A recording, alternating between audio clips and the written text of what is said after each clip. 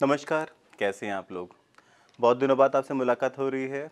हमारा चैप्टर चल रहा था कम्युनिकेशन स्किल्स। कम्युनिकेशन स्किल्स में writing skills, reading skills, listening skills पे हम बात कर चुके हैं। इसके बाद भी यदि आपको इनमें से किसी भी विषय में कोई समस्या, कोई कन्फ्यूज़न या कुछ लगता है कि कुछ रह गया हो, तो आप कमेंट बॉक्स में मुझे सूचित कर सकते हैं। आज हम एक इसमें नया पार्ट ऐड ऑन करने वाले हैं, पब्लिक स्पीकिंग या फिर आप इसे बोल सकते हैं ओरल प्रेजेंटेशन। अब ये ओरल प्रेजेंटेशन या पब्लिक स्पीकिंग क्या होता है? आमतौर पे आपका जो कोर्स है कम्युनिकेशन स्किल्स, इसका मेन अगर आपने पूरा नाम पढ़ा हो तो जर्नलिज्म एंड मास कम्युनिकेशन हमारे कोर्स का पूरा नाम होता है। तो जब हम मास कम्युनिकेशन की बात कर रहे हैं तो पब्लिक स्पीकिंग या ओरल प्रेजेंटेशन इसका एक असेंशियल पार्ट होता है, इसका एक ऐसा पार्ट है जिसे हम इसे अलग नहीं कर सकते। दूसरे शब्दों में कहूँ तो अगर आपने मास कम्युनिकेशन का कोर्स किया है तो आपको पब्लिक स्पीकिंग में महारत हासिल होनी ही चाहिए। मास कम्युनिकेशन का एक स्टूडेंट अगर जनता के बीच में बोलना शुरू करे तो अलग से दिख जाना चाहिए, रेखांकित होना चाहिए कि ये छात्र मास कम्युनिकेशन का कोर्स किया हुआ है, इसे ओरल प्रेजेंटेशन में या पब्लिक स्पीकिंग में कोई भी समस्या नहीं है, नहीं हो सकती है। अब ये होता क्या है पब्लिक स्पीकिंग या फिर ओरल प्रेजेंटेशन? आमतौर पे इसका हम अंदाज़ा किस चीज़ से लगाएंगे? अगर आप इलेक्शन में खड़े हैं या आप बहुत बड़ी पब्लिक रैली को संबोधित कर रहे हैं, तब जो आप बहुत सारी जनता के सामने, जिसे कहते हैं अपार जनसमूह के सामने या स्टेज पे या कैमरे के सामने, जब बहुत सारे लोगों के सामने हम बोलना शुरू करते हैं, तो जो स्किल हम दिखाते हैं उसे बोलते हैं ओरल प्रेजेंटेशन। ओरल प्रेजेंटेशन या पब्लिक स्पीकिंग।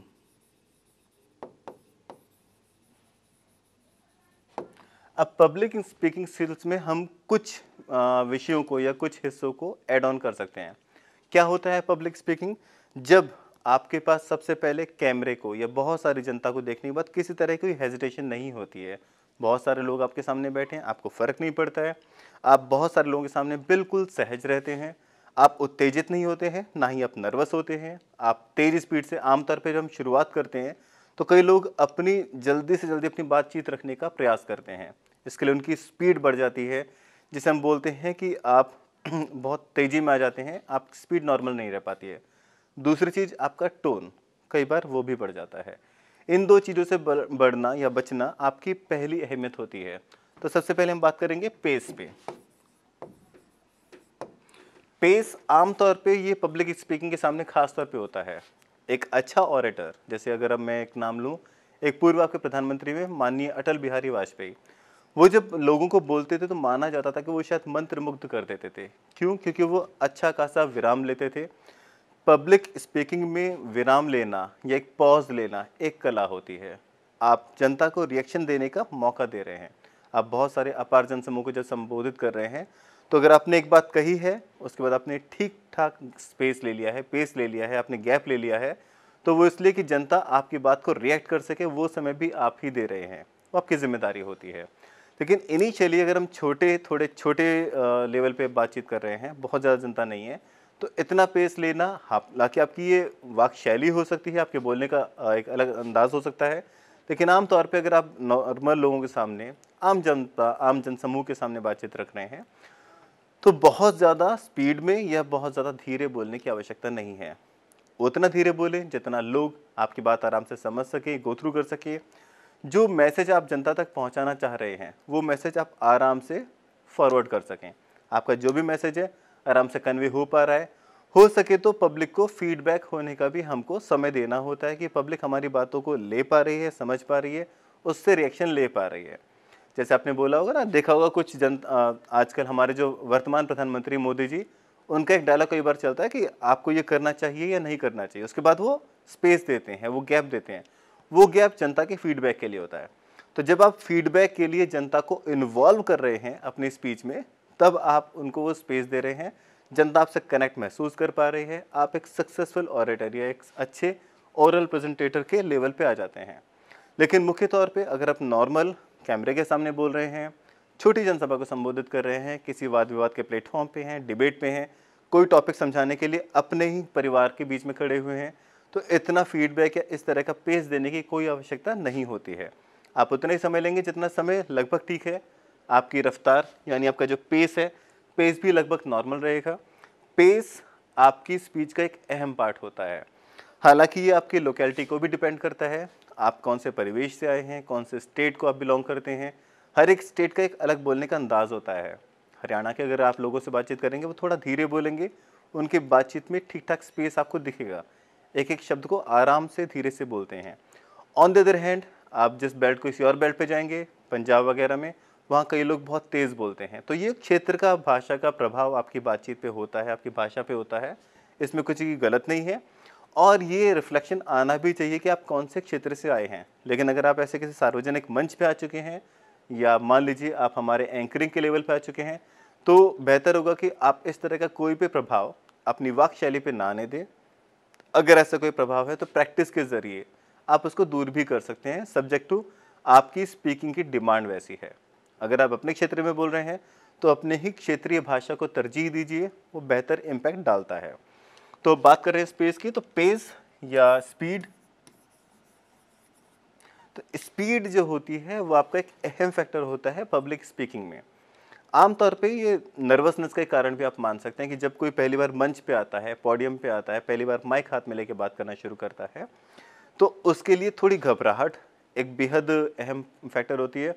घबराहट में कई बार स्पीड बहुत बढ़ जाती है, आप बहुत तेज़ बोलने का प्रयास करते हैं, कई बार आप कई सारे थॉट्स को क्लियर के आते होते हैं, या आपने कई सारे टॉपिक सोचे हुए थे कि आप ये सारे टॉपिक बोलेंगे, आप ये वाला मुद्दा टच करेंगे, ये वाला मुद्दा टच करेंगे, ये वाला फैक्टर बोलेंगे, ये वाला शायद शेर या दोहा भी बोलना है, 2-3 आपने कोटेशन सोचे होंगे, आपको लगता है आप कुछ भूल जाएं उससे पहले उसे डिलीवर कर दें।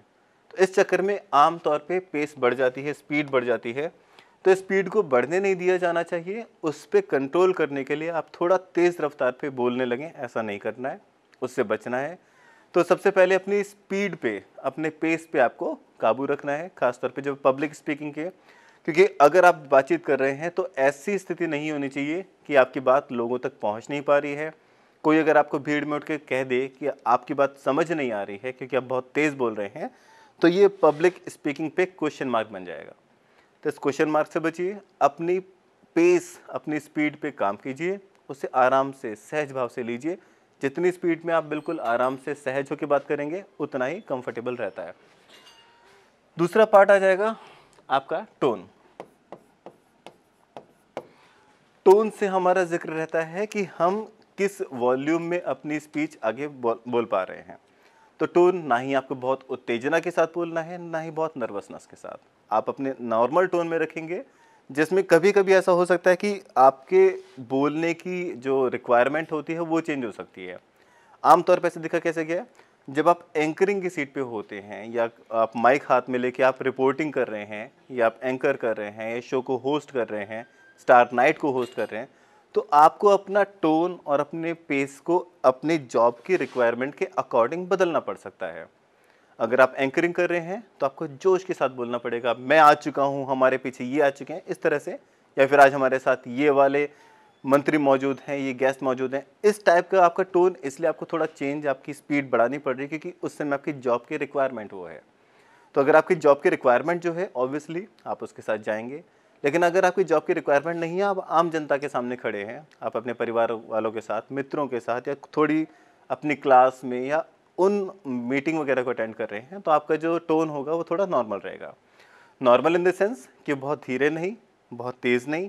हालांकि जो आपकी आवाज़ होगी उतनी धीरे नहीं होनी चाहिए, खासतौर पे जो टोन है, टोन इतना कम नहीं होना चाहिए कि सामने वालों तक, या अगर आप एक सभागार को संबोधित कर रहे हैं और अगर माइक नहीं है तो बिना माइक के भी आखिरी सीट तक आपकी आवाज़ पहुंच सके, इतना टोन आपका होना बेहद जायज़ है। तो आपकी आवाज़ का वॉल्यूम या आपका टोन आप इतना रखेंगे जिससे किसी को भी आपकी आवाज़ ना आए, ये भी समस्या नहीं होनी चाहिए, लेकिन कोई आपको बीच में उठ के ये भी ना कहे कि आप चिल्ला क्यों रहे हैं। तो आपको चिल्लाना भी नहीं है, लेकिन अपना वॉल्यूम इतना रखना है कि अंतिम व्यक्ति तक आपकी आवाज़ आराम से पहुंच पा रही हो। तो टोन एक तो टोन का हमारा मतलब हो गया वॉल्यूम से। दूसरा टोन का मतलब हम ले सकते हैं लहजा। तो हमारा लहजा आमतौर पे थोड़ा सा नम्र, लेकिन अपनी बात को कहने के लिए जो आपका वजन है, जो आपका बात का कंटेंट है, उसके अकॉर्डिंग सेट करना है। अगर आप किसी वाद विवाद प्रतियोगिता में हैं, आप गंभीरता से अपनी बात रख रहे हैं, तो आपका टोन थोड़ा सा एग्रेसिवनेस की तरफ जा सकता है, subject to that is the requirement of the topic and the mode and the platform you are standing on. तो पब्लिक स्पीकिंग में हम बात कर रहे थे क्राउड वर्क की। क्राउड वर्क यानी जनता, जब मैंने भी बताया कि जनता जब बीच में डिस्टरबेंस करने लगे तो आप 3 तरीकों से उनकी समस्या का समाधान कर सकते हैं, या उनके किसी भी कन्फ्यूज़न या उनके किसी भी डिस्टरबेंस एलिमेंट को आप किस किस तरह से हैंडल कर सकते हैं। लेकिन कभी-कभी उस जो आपको डिस्टरबेंस लग रही है वो आपके बेहद काम की होती है। कुछ चीज़ें जैसे मैंने बताया कि जनता के साथ इंटरेक्ट करके अगर आप अपनी स्पीच रखोगे तो वो एक तरफा नहीं रहेगी, टू वे कम्युनिकेशन हो जाएगा, और ये टू वे कम्युनिकेशन किसी भी पब्लिक प्रेजेंटेशन की सक्सेस की चाबी होती है आपके लिए। तो कई बार हम, अगर हमारे को कोई डिस्टरबेंस लग रहा है, ठीक है, हम उसे अवॉइड कर सकते हैं, उनके क्वेश्चन को बात के लिए टाल सकते हैं, या हैंड टू हैंड शॉर्ट में, संक्षेप में उनकी उस समस्या का निदान कर सकते हैं। लेकिन कभी कभी हम चाहते हैं कि पब्लिक हमारी स्पीच को एंजॉय करे। मैं खाली एक तरफा बोल के चला जाऊं, थोड़ा छत पे देखते हुए, बिना लोगों के सवालों का जवाब दिए हुए, या बिना ऐसी स्थिति आने दिए हुए कि लोग मुझसे बात कर सके, तो ये मेरे लिए एक हानिकारक स्थिति भी हो सकती है। ये एक तरफा संवाद हो सकता है, और एक तरफा संवाद में आम तौर पे स्थिति उतनी सहज नहीं होती हैं। कभी कभी मैंने कहा ना, जैसे कि subject to the need of your job, आपकी जॉब आपको कितना अलाउ कर रही है, उतना छूट, उतना डिस्काउंट आप अपनी पब्लिक के साथ ले सकते हैं। तो इसी क्रम में जब हम बात करते हैं ओरल प्रेजेंटेशन में क्राउड वर्क की, आपने देखा होगा कई बार कॉमेडियंस, स्टैंड अप जो होते हैं, स्टैंड अप कॉमेडियंस, तो उनके साथ ये टर्म आपने कई बार सुनी भी होगी, क्राउड वर्क करना। तो क्राउड वर्क एग्जैक्टली होता क्या है? क्राउड वर्क मतलब, मान लीजिए आपकी प्रेजेंटेशन चल रही है, आप जोक सुनाने के लिए, आप जोक सुना रहे हैं, पब्लिक रिएक्शन दे रही है या नहीं दे रही है, दो ही सिचुएशन आ सकती हैं। कभी कभी हम चाहते हैं कि जनता उसमें इन्वॉल्व हो, तो मैंने आप में से बीच में किसी को खड़ा करा, उसका नाम पूछा, उनका ऑक्यूपेशन पूछा, और उस पर जोक बनाना शुरू कर दिया, उनका मजाक उड़ाना शुरू कर दिया। क्योंकि आपकी जॉब का नेचर ही ऐसा है कि आप वहाँ हंसने हंसाने के लिए आए हैं, तो लोग संभवतः उसका बुरा भी नहीं मानते हैं। कई बार कुछ कॉमेडियन इस चीज़ के लिए बदनाम होते हैं कि वो बहुत ज़्यादा जनता का ही मजाक उड़ाते चले जाते हैं। तो अगेन क्राउड वर्क आपका प्लस या नेगेटिव पॉइंट हो सकता है। ये आपने बड़े बड़े कॉमेडियन के शोज़ में देखा भी होगा कि कॉमेडियन की जॉब ही कैसी होती है कि आपका काम ही है हंसने हंसाने के लिए। लोग भी उनके शो के अंदर इस प्रिपरेशन, एक माइंडसेट के साथ आते हैं कि यहाँ अगर हमसे कोई सवाल पूछा जाएगा हमारे मूड को लेके, तो आपका संभवतः मजाक उड़ सकता है, तो वहाँ आपके लिए अलाउड है। लेकिन अगर आप किसी पब्लिक मीटिंग में, अपने ऑफिशियल मीटिंग, अपने ऑफिशियल कॉन्फ्रेंस के अंदर ऐसा कुछ शुरू कर देंगे, तो आपकी जॉब आपको ये छूट नहीं देती है, आपको ये फ्रीडम आपकी जॉब का आउटलेट नहीं दे रहा है, तो वहाँ आप ऐसा कुछ नहीं कर सकते हैं। तो क्राउड वर्क में आपको दूसरा पार्ट आता है कि लेकिन आपको अगेन लोगों को अपने साथ इन्वॉल्व करना है। तो व्हाट एक्चुअली कैन, कि आप क्वेश्चन पूछ सकते हैं।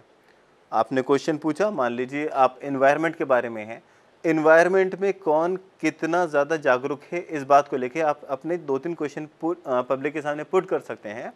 अगर जनता आपके सवालों का जवाब देती है तो आपको हल्का सा आइडिया हो जाता है, प्लस पब्लिक भी इस बात से थोड़ा सा कनेक्ट होती है कि हमारी अवेयरनेस, हमारी जर्नल अवेयरनेस के बारे में जो आपके स्पीकर आए उनको पता चला, बाकी लोगों को भी पता चला। तो आप इस तरह क्वेश्चन से जनता को अपने साथ कनेक्ट बहुत आसानी से कर सकते हैं, आपके लिए सुनहरा मौका हो सकता है। तो what all you need to, कि आप जिस भी टॉपिक पे बताने के लिए आए हैं, पहले जनता को उसमें इन्वॉल्व कर लें, जनता से जान लेते हैं कि देखें जनता हमारे विषय के बारे में कितना जानती है। इसके बाद जो आपका टॉपिक है उस पर आपने कुछ क्वेश्चन पुट करने शुरू कर दिए, जनता या तो जवाब दे पा रही है, नहीं दे पा रही है, दोनों ही स्थितियों में, दोनों ही सिचुएशन में जितने लोग खड़े होकर आपका जवाब दे रहे हैं या जितने लोग आपकी इस चर्चा को अटेंड कर पा रहे हैं, वो ना चाहते हुए भी या अनजाने में भी आपकी इस कॉन्फ्रेंस को सक्सेसफुल बना रहे हैं, आपके इस कम्युनिकेशन को, इस ओरल प्रेजेंटेशन को और ज़्यादा सक्सेसफुल बनाने का टूल बन रहे हैं बिना मांगे। तो all you need to do कि जब आप इस तरह क्वेश्चन पूछें, सबसे पहले अगर आप इस तरह क्वेश्चन पूछ लेते हैं तो आपको हल्का सा हिंट मिल जाता है कि जनता इस विषय के बारे में कितनी जागरूक है, प्लस जनता भी आपके इस टॉपिक में रुचि लेना शुरू कर देती है। इसके लिए अगर आप चाहें तो आप छोटे मोटे गिफ्ट्स भी अपने साथ रख सकते हैं, कुछ सर्टिफिकेट रख सकते हैं, कई लोग तो कुछ चॉकलेट्स भी रखते हैं कि आपने कुछ क्वेश्चन पूछे, जिस जिसने सही जवाब दिया आपने एक चॉकलेट उनकी तरफ थ्रो कर दिया, उनको आके स्टेज पे बुला के सम्मानित कर दिया।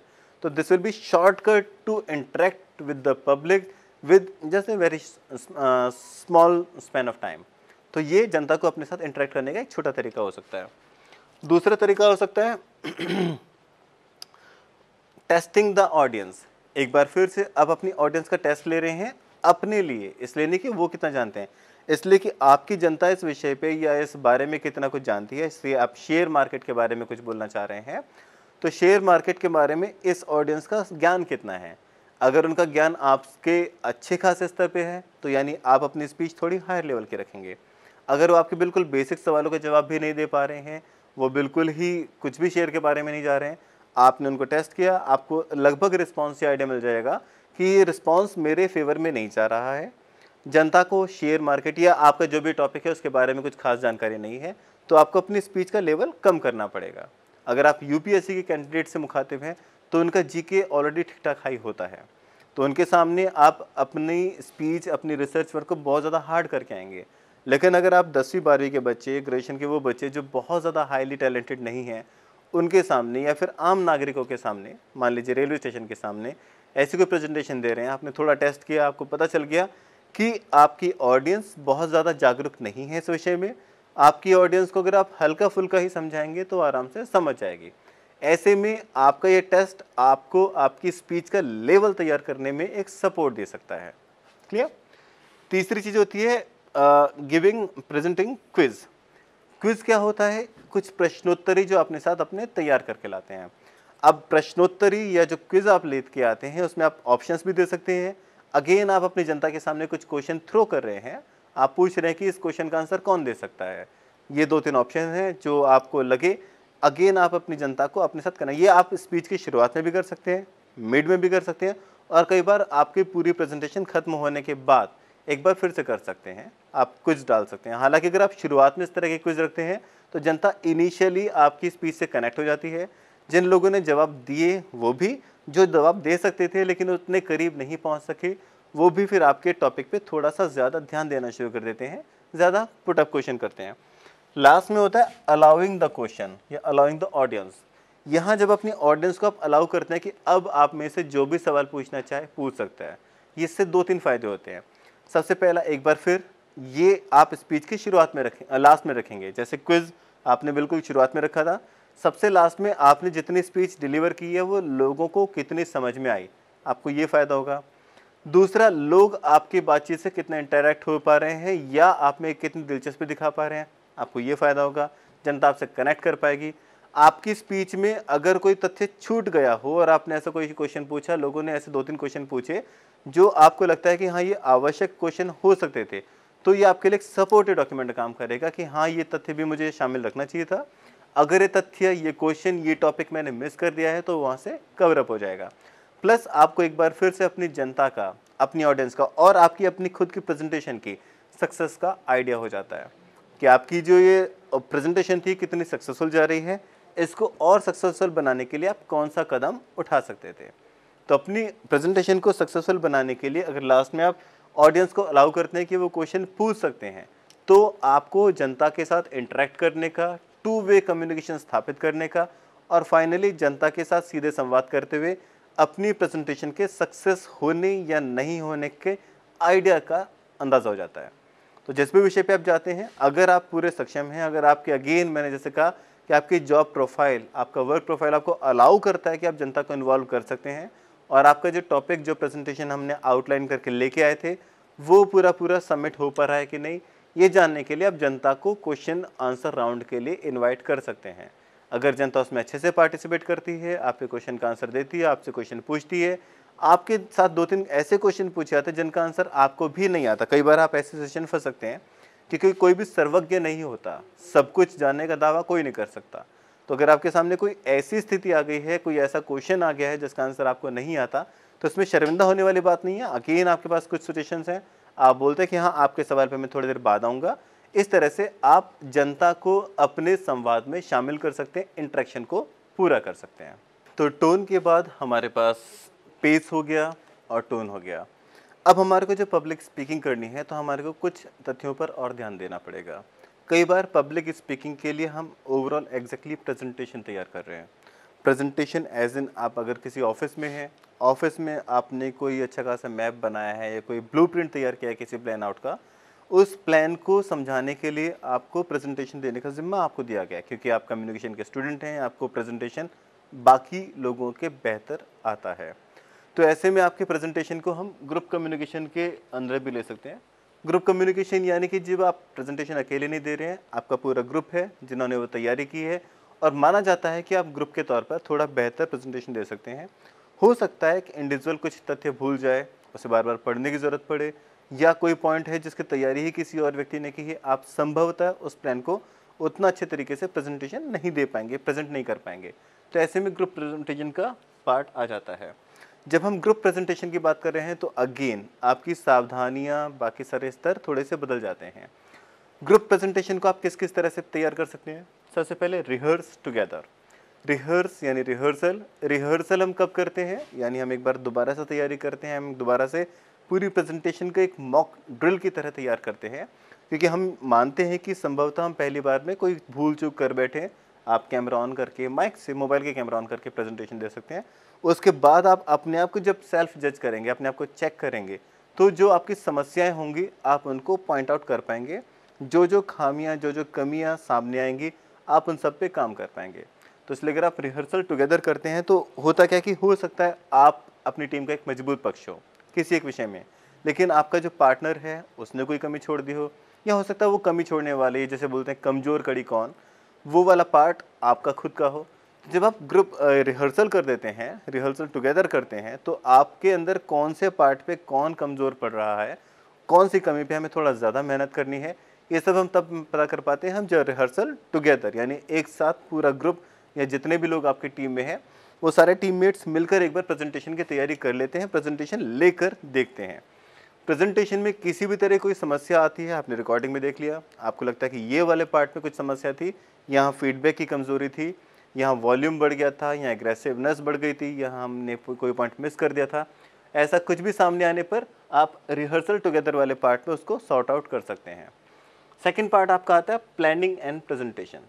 आपको प्रेजेंटेशन किस तरह से देनी है, कितने प्रेजेंटेशन के बाद आपको एक स्लाइड पेश करनी है, कितने प्रेजेंटेशन यानी कितने मिनट के बाद, कौन से पॉइंट के बाद आपको एग्जैक्टली एक पूरा चार्ट या डाटा या कोई फोटोग्राफ या कोई छोटी सी वीडियो मूवी क्लिप, एनीथिंग जिससे आपका प्रेजेंटेशन और बेहतर हो सकता है, ऐसे हम बोलते हैं सपोर्टिंग टूल्स, ऐसे किसी चीज़ की आपको कब ज़रूरत पड़ सकती है, वो सब आप प्लानिंग एंड प्रेजेंटेशन में दे सकते हैं। प्लानिंग एंड प्रेजेंटेशन की मतलब जहां आपको लगता है कि आपकी प्लानिंग और बेहतर हो सकती है, इन दी एंड आपका प्रेजेंटेशन और बेटर कैसे हो सकता है, इसके लिए हम क्या क्या तैयारी कर सकते हैं, इसके लिए हम कुछ टिप्स इस तरह यूज़ करते हैं।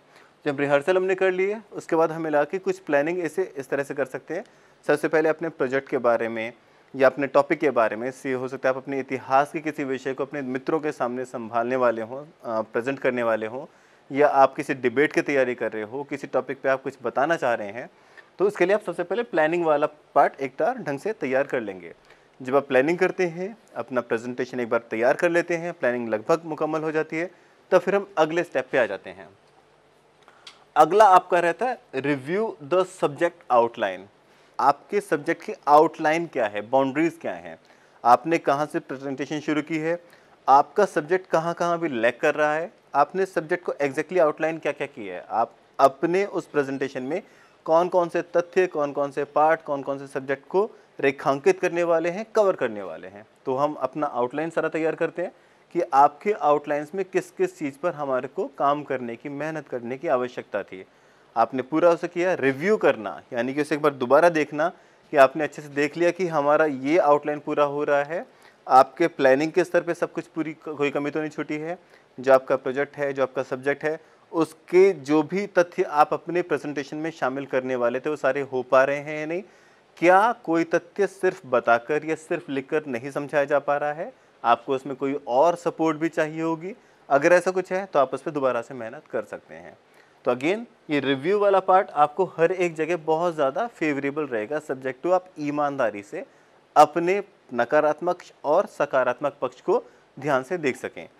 हो सकता है कई बार ये वाला पार्ट आप खुद से ना कर पाएँ, तो अगर आपके पास कोई ऐसा व्यक्ति है जिसे आप मानते हैं कि निष्पक्ष तौर पर वो बिल्कुल आपके प्लस पॉइंट्स और नेगेटिव पॉइंट्स, आपके मेरिट्स, आपके डीमेरिट्स, उन सबको बहुत ईमानदारी से आपके सामने रख सकता है, तो ये आपके लिए बहुत वरदान जैसा कुछ रहेगा। तो इसमें रिव्यू के लिए आप किसी मित्र की या किसी एक्सपर्ट की मदद ले सकते हैं, जो इस तरह के प्रेजेंटेशन में जब तक शामिल होते रहे हो, अगर वो चार्ज भी कर सकते हैं कई बार, तो उनसे भी एक बार मदद ले सकते हैं कि आप अपना पूरा प्रेजेंटेशन उन्हें पहले दिखा दें, उनका रिव्यू लीजिए और उनकी प्रेजेंटेशन में क्या उनके सुझाव हैं, उनको अगर आप अपनी प्रेजेंटेशन में शामिल कर लेते हैं तो आपकी प्रेजेंटेशन थोड़ी सी और बेटर हो सकती है। तो रिव्यू करके आप अपनी ग्रुप प्रेजेंटेशन को और बेटर बना सकते हैं। थर्ड पार्ट आता है मैप आउट एवरीथिंग, यानी ब्रेनस्टॉर्म। कई बार हम जब बहुत कुछ जानते हैं, अगर आपको एक टॉपिक पे से आपको खाली एक सेब पर, एक एप्पल पर बोलने के लिए कहा जाए, तो आप एप्पल के बारे में इतना कुछ जानते हैं कि एप्पल कहाँ कहाँ पाया जाता है, किस तरह का होता है, कितने रंग का होता है, मतलब आपके पास इंफॉर्मेशन का बिल्कुल बहुत बम्बारमेंट होता है। अब आपके पास कुछ ही मिनट का प्रेजेंटेशन का टाइम है, मान लेते हैं 30 सेकंड का, 1 मिनट का, 15 मिनट का, और आपकी इन्फॉर्मेशन इतने में नहीं समेट पा रहे हैं आप। तो यहाँ अगेन एक बार आपको ये देखना पड़ेगा कि आपको मैप आउट करना पड़ेगा कौन कौन से इन्फॉर्मेशन इंपॉर्टेंट है, आपके सब्जेक्ट, आपके प्रेजेंटेशन, आपके टॉपिक के अकॉर्डिंग कौन कौन से इन्फॉर्मेशन आपको शामिल करना पड़ेगा, कौन कौन से इन्फॉर्मेशन हो सकता है कि उसके साथ हम थोड़ा सा एडजस्ट कर ले कि ठीक है, इस टॉपिक को अगर हम नहीं भी रखते हैं, इस वाले विषय को अगर हम स्किप कर देते हैं, तो भी आपके प्रेजेंटेशन पे कुछ खास फर्क नहीं पड़ने वाला है। तो आप अपने लिमिटेशन ऑफ टाइम को देखते हुए, अपने सब्जेक्ट को देखते हुए, कई बार हम मैप आउट में इन सारी चीज़ों से बच सकते हैं कि आप सारी निरर्थक या वो चीज़ें जिनकी शायद उतनी आवश्यकता नहीं है, उन चीज़ों को हम अपनी प्रेजेंटेशन से आउट कर सकते हैं। तो ये आउट करने का रीज़न कहाँ से होता है कि जब आपको लगता है कि आपकी प्रेजेंटेशन में कुछ चीज़ें ज़्यादा हो रही हैं, आपके पास टाइम संभवतः उतना नहीं है, आप चाहते हैं कि आपकी टाइम बाउंडेशन बनी रहे, उतनी ही टाइम बाउंडेशन में आप और बेटर प्रेजेंटेशन दे सकते हैं। ऐसे में subject to the availability of content and availability of time frame and the whole thing you have decided to insert in your presentation, you will decide whatever we can map out. आपके map out यानी आपको जो नक्शा बनाते हैं अपने निबंध का या अपने प्रेजेंटेशन का, तो उसके मैपिंग में कौन कौन सी चीज़ों का फिट रख सकते हैं, और आपकी कौन से आपके ब्रेनस्टॉर्म जा रही है, यानी मैप आउट करना पड़ेगा कौन सी चीज़ को आप इसके अंदर नहीं रख पाएंगे, टाइम फ्रेम उसकी इजाज़त नहीं दे रहा है, उन सारी चीज़ों को आप उससे बाहर कर देंगे। तो ये that will be dependent on the time limit you are having in your hand during that presentation. According to the time limitation, we might have to insert something and we might have to outthink something, subject to तो ये आपके पास time की availability कितनी है। Clear? तीसरा आता है do the research. अब रिसर्च वाला पार्ट थोड़ा सा इंपॉर्टेंट हो जाता है। हालांकि हम बात प्रेजेंटेशन ही कर रहे हैं, लेकिन रिसर्च के लिए आपको किताबों में जाके चेक मारनी पड़ेगी, कुछ नई रिसर्चेस किया या उसी विषय पे जो आपसे पहले कुछ लोग प्रेजेंटेशन दे चुके होंगे, कुछ लिखा जा चुका होगा, हो सकता है आपको कुछ जगह जाना भी पड़े। सबसे पहले तो लाइब्रेरी या गूगल लाइब्रेरी या किसी भी तरह से अपने विषय पे मजबूत पकड़ बनाना आपके लिए आवश्यक है। हो सकता है कुछ विषय आपके बिल्कुल सिद्धहस्त हों, लेकिन कुछ विषय हो सकता है वो प्रोजेक्ट का पार्ट नहीं भी हों। ऐसे में कुछ नया पढ़ना कभी भी बुरा नहीं है, बल्कि एक लाभ का सौदा होता है। तो all you need to do कि जब आपको ऐसा कुछ टॉपिक मिलता है, तो अब अपना रिसर्च वाला पार्ट यहाँ से पूरा करके चलें। आप एक बार रिसर्च वाले पार्ट पे जाएंगे, उसको ठीक से पढ़ेंगे, उसमें कुछ और जो आप पहले से जानते हैं और कुछ आपको नई इन्फॉर्मेशन जो मिल रही है, उनके नोट्स बनाएंगे, उनको अपनी रिसर्च में, अपने रिहर्सल में, उनके ब्रेनस्टॉर्म में हर चीज़ को उसमें ऐड ऑन करेंगे। अगर आपका रिसर्च वाला पार्ट, क्योंकि देखिए कंपटीशन का युग है, आप कभी भी अपने ऊपर पे पूरी तरह से डिपेंडेंट नहीं हो सकते, कॉन्फिडेंट नहीं हो सकते। हो सकता है आप बहुत अच्छे प्रेजेंटेटर हों, आपकी काबिलियत पे कोई शक नहीं है, लेकिन एट टाइम्स जो रिसर्च वाला पार्ट है, ये हमेशा आपके लिए एक प्रबल पक्ष रहेगा। हो सकता है आप ही के किसी प्रतिद्वंदी ने उस पर कुछ और नई खोज कर ली हो या कुछ ऐसा नया तथ्य सामने ला दिया हो जो अभी तक आपकी जानकारी में ही नहीं है। इस संभावना से कभी भी इनकार नहीं किया जा सकता। तो ऐसे में अगर आप रिसर्च पे थोड़ी सी मेहनत कर लेते हैं, थोड़ा सा काम कर लेते हैं, तो आपकी प्रेजेंटेशन बाकियों से बेहतर हो जा सकती है और इन दी एंड आपको कंपटीशन में कंपटीटर से ऊपर रहना है। अगर आप डिबेट में जाने हैं तो आपको पता है कि आपके बाकी सारे कंपटीटर्स का भी लेवल लगभग आपके बराबर ही होगा, तो आपको सिर्फ उनसे और बेहतर बनना है। इसके लिए रिसर्च वाला पार्ट आपका पक्ष और मजबूत कर देगा। तो इसके बाद हम जब रिसर्च वाला पार्ट पूरा कर चुके होते हैं, रिसर्च यानी कि आपने दोबारा से कुछ नए तथ्य खोजे हैं, then we will come to your language part. देखिए लैंग्वेज हम सभी जानते हैं, बचपन से हम बोलना सीख जाते हैं। आमतौर पे आपकी ऑडियंस डिसाइड करती है कि कौन सी लैंग्वेज आपके सब्जेक्ट के लिए कंफर्टेबल है, राइट। लेकिन कभी कभी आपको अपना प्रभाव अच्छा डालने के लिए या कभी कभी आपके जो तथ्य हैं, जो आपका पक्ष है, उसको और मजबूती से रखने के लिए आपको अपनी भाषा में ही और ज़्यादा मेहनत करनी पड़ सकती है। अब इस और ज़्यादा मेहनत को कैसे समझ सकते हैं? भाषा दो चीज़ों से मिलकर बनती है, एक व्याकरण और एक शब्दावली, the grammar and the vocabulary. अब इन दोनों में यदि आप मान लीजिए आप हिंदी में कहीं प्रेजेंटेशन देने गए हैं, आपको पता है कि जो आपकी ऑडियंस है वो संस्कृत में या फारसी में या उर्दू में ज़्यादा कंफर्टेबल है, लगभग दोनों की व्याकरण एक जैसी ही है। आपने अपने बातचीत के ज़रिए एक आध संस्कृत की चौपाई बोल दी, उर्दू का कोई शेर या कोई नज़्म को आपने कोट कर दिया, तो आपका प्रभाव थोड़ा सा बेटर हो जाएगा। तो ये आप अपनी लैंग्वेज को और बेटरमेंट की तरफ ले जा रहे हैं। आपकी शब्दावली थोड़ी मजबूत होनी चाहिए। अगेन, एक होता है बिल्कुल बेसिक कम्युनिकेशन, मुझे पानी चाहिए, एक गिलास पानी पिला दो, ये आपका बेसिक कम्युनिकेशन रहेगा। लेकिन जब आप अपनी पूरी एक ऑडियंस, भरे पूरे खचाखच भरे हुए सभागार को संबोधित कर रहे हैं, तो वहाँ आपके शब्दों का चयन आपका स्तर दिखाता है। आपने किस तरह के शब्दों का चयन किया है, आपकी जो बातचीत में आपने इंग्लिश की 2-3 लाइन 2-3 फ्रेज डाल दिए हैं, कुछ एक आपने इडियम्स कोट किए हैं, आपने कुछ बड़े शायरों को पढ़ा है, कुछ कविताएं रामधारी सिंह दिनकर की पढ़ ली हैं, उनको आपने कोट कर दिया है, वही आप हैं, वही आपका प्रेजेंटेशन है, लेकिन आपका लेवल अप जा रहा है।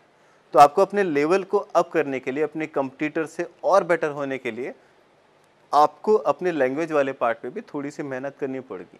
Eight times you can communicate with your basic language, but you have to impress the जजेस, you have to compete with your competitors, and you have to prove yourself to be the better than anyone else in the field. At times इस part को और ज़्यादा मजबूती के साथ रखने के लिए आपको अपने कंपटीटर्स को जवाब देने के लिए अपनी लैंग्वेज का भी सहारा लेना पड़ सकता है। अगर आपने बातचीत के बीच में थोड़ी बहुत बंगाली के क्लाइन बोल दिए, हालांकि वो दर्शक जो उस भाषा से कंफर्टेबल नहीं है, आपने उन्हें समझा दिया कि जो मैंने बंगाली में बोला है, जो हमने तमिल में बोला है, उसका मायने ये थे, उसके मीनिंग ये थे, मैं खाली समझा रहा था कि बांग्ला के किसी कवि ने ऐसा बोला है, गुरुदेव रविन्द्रनाथ टैगोर ने ऐसा बोला है, या काफ़ा ने ऐसा बोला है, या विलियम शेक्सपियर ने कोई इंग्लिश की लाइन कोट की है। तो जब आप इस तरह की 2-3 अपना ज्ञान बघारते हुए 2-3 ऐसे शब्दों पे, 2-3 ऐसी भाषाओं पे अपनी पकड़ दिखाते हैं, तो आपका प्रेजेंटेशन का लेवल अप हो जाता है। ठीक इस तरह से अगर आप बिजनेस मार्केट पे कुछ या फिर शेयर मार्केट पे कुछ बोल रहे हैं, तो शेयर मार्केट के 2-3 पुराने ईडियम्स को जब आप कोट करके लोगों के सामने प्रेजेंट करते हैं, या कुछ एक ऐसे तथ्य रख देते हैं जो हो सकता है रेलिवेंट ना हो, लेकिन सिर्फ अपना भाषाई समृद्ध ज्ञान दिखाने के लिए जब आप इस तरह की बातचीत रख देते हैं, तो आपका अगेन एक बार आप एक लेवल और ऊपर हो जाते हैं, आपके कुछ मार्क्स बढ़ जाते हैं। तो language can be an a very important part during the attention, कि जब आपको लोगों को अपनी तरफ अट्रैक्ट करना है, अपने कंटेंट को और मजबूत करना है, तो आपका लैंग्वेज वाला पार्ट आपका एक सबल पक्ष बन सकता है। तो लैंग्वेज के पार्ट को और मजबूत करने के लिए what all we can do, कि आप अपने 2-3 कोड्स को या फिर अपने लैंग्वेज को और मजबूत कर सकें। लैंग्वेज में अगर आप हिंदी ही बात कर रहे हैं, तो हिंदी में भी शब्दावली आपकी लैंग्वेज को और ऊपर उठा देती है। आप अगर मान लीजिए मैथिली में या बिहार के किसी जनसमूह को संबोधित करने वाले हैं, तो मैथिली के 2-4 कोट्स या 2-4 लाइनें या कुछ एक ऐसे लहजे में, मान लीजिए आपने वहाँ के किसी कवि को मैं उन्हीं की भाषा में कोट कर दिया, या उनकी भाषा के 2-3 शब्दों का आपने अपनी भाषा के आंचलिक प्रयोग के तौर पर शुमार कर लिया, शामिल कर लिया, तो वो आपकी स्पीच, आपका प्रेजेंटेशन और बेटर हो सकता है। तो आप अपनी भाषा पे काम कर सकते हैं, भाषा पे मेहनत कर सकते हैं। एक पार्ट आता है ऑडियंस इंटरैक्शन। ये ऑडियंस इंटरैक्शन को हम कैसे समझ सकते हैं? देखिए, आप कहीं ना कहीं अगर जनता के सामने लाइव आ रहे हैं, जैसे इस समय तो मैं आपसे कैमरे के सामने मुखातिब हूँ, अगर मैं आपके सामने लाइव आता तो जितने भी आप लोग बैठे हुए होते हैं, अगर मैं आपको नाम लेकर उनसे इंटरेक्ट कर पाऊँ, स्पेशली यहाँ एक चीज़ मैं क्लियर करना चाहूँ, इंटरेक्शन का मतलब ये नहीं कि मैं हर किसी का नाम याद करने का प्रयास करने लग जाऊँ। आप आई कांटेक्ट के ज़रिए भी इंटरेक्शन अच्छे से बना सकते हैं। अगर कोई आपकी तरफ हाथ उठा रहा है, तो आपके पास 3 ऑप्शंस होते हैं उस अटेंशन को ग्रो करने के लिए। मान लीजिए आपको हुटिंग का ही सामना करना पड़ सकता है, एक सभागार में ये भी बिल्कुल नॉर्मल चीज़ है, तो आपके पास 3 ऑप्शन रहेंगे। अगर कोई आपके सामने परेशानी, आपके सामने कोई ऐसा सवाल उठा रहा है जो निरर्थक है, वो सिर्फ डिस्टर्बेंस के लिए, किसी को हंसी आ रही है, कोई मोबाइल चला रहा है, या कोई ऐसी समस्या सामने आ रही है जिसका इस समय आपकी स्पीच के साथ कोई लेने देना नहीं है, उसके आंसर आपकी स्पीच को और ज़्यादा समृद्ध नहीं करने वाले हैं, वो सिर्फ आपके लिए एक डिस्टर्बेंसिंग एलिमेंट है, तो आप 3 तरह से उस बाधा का इस्तेमाल या उस बाधा को फेस कर सकते हैं। पहला, आप उसको ओवरलुक कर देंगे। अगर आप कोई बड़ा ऑर्गेनाइजेशन को, अगर आप कोई बहुत बड़ी इवेंट को संबोधित करने के लिए गए हैं, तो आप हर किसी की समस्या का निदान नहीं ही कर सकते, वरना वो पूरी इवेंट चौपट हो जाएगी। तो ऐसे में आप खाली एक कान से सुनिए, दूसरे कान से निकाल दीजिए, आपने कुछ सुना ही नहीं, आपकी प्रेजेंटेशन जस की तस रहेगी, बस आपने थोड़े बहुत डिस्टर्बेंस को ओवर रिएक्ट कर दिया, आपने बस कानों के ऊपर से टाल दिया। दूसरा तरीका, अगर आपको लगता है कि कोई आपको नाम लेके खड़े होके बोल रहा है कि मेरे को ये वाला सवाल है जो आपकी फिलहाल के प्रेजेंटेशन से लेना देना नहीं है, तो आपके पास दूसरा ऑप्शन ये रहेगा कि आप उन्हें बोल दें कि आपके सवाल पे भी आएंगे। जैसे आपने अक्सर देखा भी होगा बड़े लोगों को कि हाँ, जो आपका सवाल है मैं उसका जवाब दूंगा, पहले मैं इस वाले टॉपिक को ख़त्म कर लूँ, ये जो भी आपकी प्रेजेंटेशन चल रही है। तो ऐसे में आपने सेकंड ऑप्शन चूज़ किया कि आपने उनको आंसर देते हुए कह दिया कि आपको थोड़ा टाल दिया कि थोड़ी देर बाद आपके सवाल पे आएंगे, आपके सवाल या आपकी समस्या का निराकरण किया जाएगा, निराकरण किया जाएगा, लेकिन पहले जो हमारा टॉपिक है पहले इसको क्लियर कर लेते हैं। ये दूसरा तरीका होगा। तीसरा तरीका, अगर आपको लग रहा है कि वो आपकी प्रेजेंटेशन में थोड़ा बहुत सपोर्ट हो सकता है या फिर वो व्यक्ति बार बार सवाल पूछे आ रहा है, तो आप शॉर्ट में, कट शॉर्ट में उस व्यक्ति के सवाल का जवाब ले सकते हैं। लेकिन अगेन आप अपने मुद्दे से मत भटक जाइएगा, आपका जो भी टॉपिक चल रहा है आपको उस टॉपिक पे कंटिन्यू करना है। लेकिन मीनवाइल आप अपने टॉपिक के साथ साथ उनका एक लाइन का छोटे से छोटा संक्षेप में उत्तर दे सकते हैं। आप अपने टॉपिक से नहीं भटकना है। जो आपकी प्रेजेंटेशन हम तैयार करके आए हैं, जो सारे तथ्य आप रट के आए हो, घोट के आए हो, जिसके आपने बहुत मेहनत की है, रिसर्च की है, उस सारे पार्ट से आप नहीं भटकेंगे। आपने सिर्फ उनके आंसर का फौरी तौर पे आंसर दे दिया। जैसे कहें कि टालने वाला, अगर आपके पास आपके बस में है कि आपने उनको बिल्कुल शांत कर दिया कि आपके क्वेश्चन का आंसर ये था, अब हम प्रेजेंटेशन कंटिन्यू कर सकते हैं। हालांकि बीच बीच में कभी कभी क्वेश्चन आंसर राउंड भी हम लेते हैं कि अगर मेरे इस टॉपिक से कोई समस्या आप बोल सकते हैं, लेकिन फिर भी इंटरेक्शन में आप समस्याओं को इस तरह सामना करेंगे। दूसरा पार्ट कि इंटरेक्शन कैसे करना है ऑडियंस से, तो ऑडियंस से इंटरेक्शन करने का बहुत आसान सा तरीका है, आप सबसे आई कांटेक्ट बनाइए, यहाँ से लेके वहाँ तक और वहाँ तक और वहाँ तक, जहाँ तक भी ऑडियंस बैठी है आप सबसे आई कांटेक्ट बना के रखेंगे। सबकी आंखों में आंखें डाल के आप एक ना एक बार सबको ये दिखना चाहिए कि आप उनसे बात कर रहे हैं। आपको उनसे एक ऐसा कनेक्शन बना के जाना है कि कोई भी ये ना कहे कि उन्होंने मुझसे देखा नहीं। हालांकि इसका छुपा हुआ अर्थ ये होता है कि जब हम सबको देख रहे हैं तो हम किसी को नहीं देख रहे हैं। जब आप सबकी तरफ हाथ हिलाते हैं तो एक्चुअली में आप किसी की तरफ हाथ नहीं हिला रहे होते हैं। लेकिन आई कांटेक्ट में आपकी यही मजबूरी है या फिर ये आपकी परफेक्शन रहेगा कि आप अपनी स्माइल के साथ, अपने आई कांटेक्ट के साथ सबको सेटिस्फाई कर सकते हैं, इंस्पाइट ऑफ कि आप छत पे देखने लग जाएं। अगर इसी में कैमरा देखने की जगह मैं ये देखते हुए आपको सारी बात कहूँ या ऊपर देखने लग जाऊँ, तो ये दिखाएगा कि फ़िलहाल आप कॉन्फिडेंट नहीं हैं। तो ज़रूरी नहीं कि आंखों में आंखें डाल के घूरते हुए आपको कोई स्पीच खत्म करनी है, लेकिन सबके साथ एक मधुर स्माइल के साथ एक आई कांटेक्ट आपकी स्पीच को, आपके ओरल प्रेजेंटेशन को और ज़्यादा परफेक्शन के करीब ले जा सकता है। तो आपको जब परफेक्शन के साथ एक ओरल प्रेजेंटेशन देनी होती है तो उससे में आई कांटेक्ट या जनता के साथ कांटेक्ट बनाना एक अच्छा स्टेप हो सकता है। जनता के साथ संवाद स्थापित करने के लिए कभी कभी आप एक आइस ब्रेकिंग सेशन भी ले सकते हैं। अब एक प्रेजेंटेशन के दौरान आइस ब्रेकिंग सेशन क्या हो सकता है? एक चुटकुला, एक शेर, अगर ज़्यादा लंबी स्पीच हो गई है, बिल्कुल इंटॉलरेबल हो गई है, तो आप एक गाना भी गा सकते हैं। सब्जेक्ट टू कि आपका टॉपिक, आपकी ऑडियंस आपको इसकी इजाज़त देती है। अगर आप ऐसे किसी मंच पे हैं जहाँ ये सब अलाउड नहीं है, आप बहुत धीर गंभीर विषय में, मान लीजिए एग्जाम्पल के तौर पे आप संसद के अंदर हैं, तो ऑब्वियसली वहाँ गाने नहीं गा सकते, लेकिन अपनी स्पीच को इंटरेस्टिंग बनाने के लिए वहाँ से पुराने किसी मौजूद संदर्भ का इस्तेमाल कर सकते हैं, कोई हल्का फुल्का जोक जैसा कुछ आप मार सकते हैं, या फिर आप फैक्ट्स के साथ ही थोड़ी बहुत छेड़खानी कर सकते हैं। अगर आप कोई डाटा प्रेजेंट कर रहे हैं तो आप बता सकते हैं कि अगर डाटा थोड़ा और टफ हो जाता तो हमारे लिए संभालना मुश्किल हो सकता था।